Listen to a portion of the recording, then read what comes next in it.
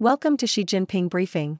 The content of the briefing includes U.S. China officials to meet in Beijing this week, furthering economy talks. China-U.S. relations, ping-pong diplomacy 2.0.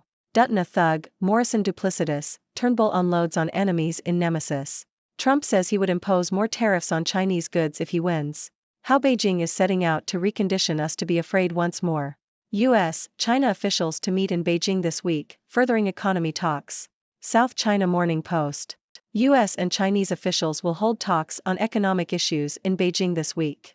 The discussions will cover topics including the macroeconomic outlook, investment screening regimes, and coordination on debt and climate change. The talks are part of the Biden administration's effort to maintain communication with China while pursuing policies to protect national security. U.S.-China relations improved in the second half of 2023, but there are still areas of contention such as Taiwan, the South China Sea, and trade issues.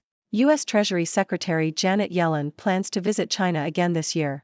The talks follow a gathering of a separate working group on financial issues in China last month. China-U.S. relations, ping-pong diplomacy 2.0. Diplomat. A group of undergraduate students from the University of Virginia, UVA, recently visited China to retrace the steps of the American table tennis players who participated in the historic ping-pong diplomacy in 1971. The UVA students played friendly ping-pong matches with students from Chinese universities, aiming to revive people-to-people exchanges between the two countries. The trip received significant media coverage in China and was even mentioned in a Chinese Foreign Ministry press conference. The UVA students found the experience to be eye-opening, allowing them to build personal relationships with their Chinese peers and gain a better understanding of China's perspective on various issues. The trip has sparked interest among the UVA students to return to China for longer-term study. The hope is that this trip will be a turning point for U.S. universities to re-engage with China and for people-to-people exchanges to increase. People-to-people diplomacy is seen as crucial in limiting damage and reducing mistrust between the U.S. and China, even though it may not resolve the larger structural issues in the relationship. Dutton a thug, Morrison duplicitous, Turnbull unloads on enemies in nemesis. The Sydney Morning Herald. Former Australian Prime Minister Malcolm Turnbull has called his successor Scott Morrison duplicitous and his rival Peter Dutton a thug in an episode of the ABC docuseries Nemesis. Turnbull claimed that Dutton had stalked his leadership before the 2018 leadership spill, which resulted in Morrison becoming Prime Minister. Turnbull also accused Morrison of playing a double game during the spill by having his supporters vote for Dutton. Morrison denied the allegations and said he and Turnbull were good friends. Turnbull has been critical of his former colleagues since leaving politics, making him unpopular in the Liberal Party. Trump says he would impose more tariffs on Chinese goods if he wins. The Independent. Donald Trump has said that he would impose even higher tariffs on Chinese goods if he wins the presidential elections in November.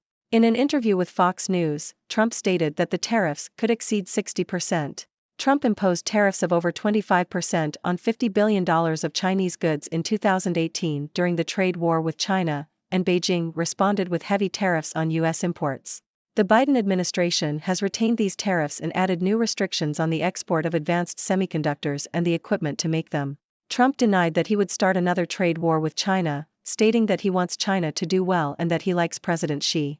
How Beijing is setting out to recondition us to be afraid once more. The Sydney Morning Herald. China is attempting to recondition Australia to fear the Chinese Communist Party, according to an op-ed in the Sydney Morning Herald. The article argues that China's recent harsh treatment of an Australian citizen, Yang Hengjuan, with a suspended death penalty for a man in fragile health, is meant to send a message that Beijing can do something really nasty. China is trying to get Australia to submit, the op-ed claims, and this recent move is meant to silence criticism of the regime. China, Australian blogger given suspended death sentence. Deutsche Welle. Australian writer and blogger Yang Hengjuan has been given a suspended death sentence on charges of espionage by a court in Beijing, according to the Australian government. The suspended sentence is expected to be commuted to life imprisonment after 2 years, which is the norm in China. The details of the case against Yang have not been released, and he was accused of spying for an unnamed country. Yang, a former Chinese diplomat, has been a vocal critic of Beijing's politics. The sentencing has strained diplomatic tensions between China and Australia, which had been improving since 2023.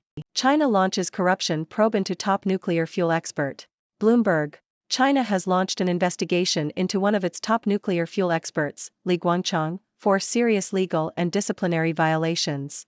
Li is a senior advisor to China National Nuclear Corp, CNNC, and is under investigation by the country's graft buster. The investigation comes as China purges its defense establishment amid reports of widespread corruption. The U.S. has previously cited examples of the impact of graft in China, including missiles filled with water instead of fuel, and missile silos that do not function properly. There is no indication that Li's case is linked to graft in the military. Fear and ambition propel Xi's nuclear acceleration. Japan Times. Chinese President Xi Jinping has called for China to be ready for possible confrontation with a formidable adversary, signaling that he wants a more potent nuclear capability to counter the threat. Xi's comments behind closed doors reveal that anxiety and ambition have driven his transformative buildup of China's nuclear weapons arsenal in the past decade. This comes as China has become increasingly assertive on the global stage and tensions with the US have escalated. Ladies and gentlemen, I am Dr. Six, your resident observer from the 6 Degrees world. Let's dive into the news, shall we?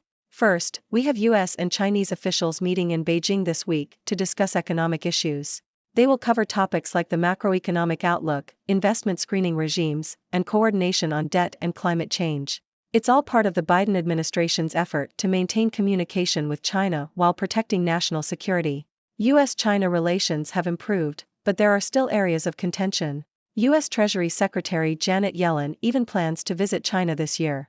So, let's hope these talks can lead to some positive outcomes. In a blast from the past, a group of undergraduate students from the University of Virginia went to China to retrace the steps of the American table tennis players who participated in the historic ping-pong diplomacy in 1971. They played ping-pong with Chinese students, aiming to revive people-to-people exchanges between the two countries. This trip received significant media coverage in China and even caught the attention of the Chinese Foreign Ministry. It's great to see these connections being made, and hopefully, it will lead to more exchanges in the future. Next up, we have some drama from Down Under. Former Australian Prime Minister Malcolm Turnbull has called his successor Scott Morrison duplicitous and his rival Peter Dutton a thug in a recent episode of a docuseries. Turnbull claimed that Dutton had stalked his leadership, and Morrison played a double game during the leadership spill. Well, politics can be a bit messy, can't it? It seems like Turnbull is not holding back in his criticism of his former colleagues. Now, let's talk about a familiar name, Donald Trump. He has said that if he wins the presidential elections in November, he would impose even higher tariffs on Chinese goods. In an interview with Fox News, he mentioned tariffs that could exceed 60%. Trump imposed tariffs during the trade war with China, and the Biden administration has kept them in place. But Trump denied wanting to start another trade war, claiming that he wants China to do well and that he likes President Xi. Well, isn't that a change of tune? Moving on, we have an op-ed claiming that China is attempting to recondition Australia to fear the Chinese Communist Party. The recent harsh treatment of an Australian citizen, Yang Hengjuan, is seen as a message from Beijing. The op-ed argues that China wants Australia to submit and silence criticism of the regime. Tensions between the two countries have been strained, to say the least. Speaking of Yang Hengjuan, the Australian writer and blogger has been given a suspended death sentence on charges of espionage by a court in Beijing. The details of the case have not been released, and Yang has been a vocal critic of Beijing's politics. This sentencing has further strained diplomatic tensions between China and Australia.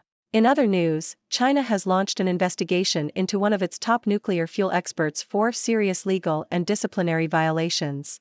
This comes as China purges its defense establishment amid reports of widespread corruption.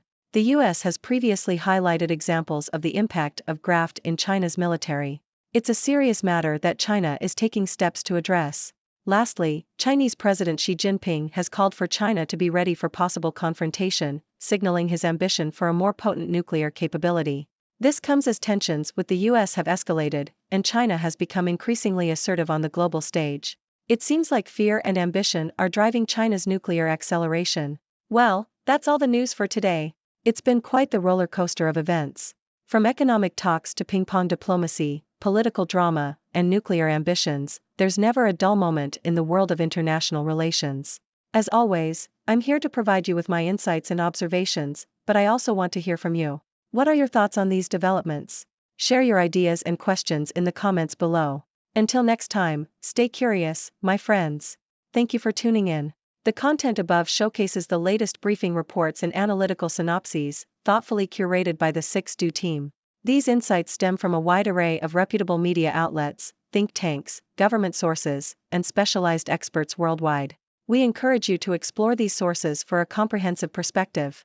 Keep in mind that while the content may not always align with the official standpoint of 6Do Brief, it's not meant to be taken as absolute directives for decision-making. Comprising seasoned media professionals, learned scholars, and accomplished scientists, the 6Do team embodies a trailblazing, fully independent media entity.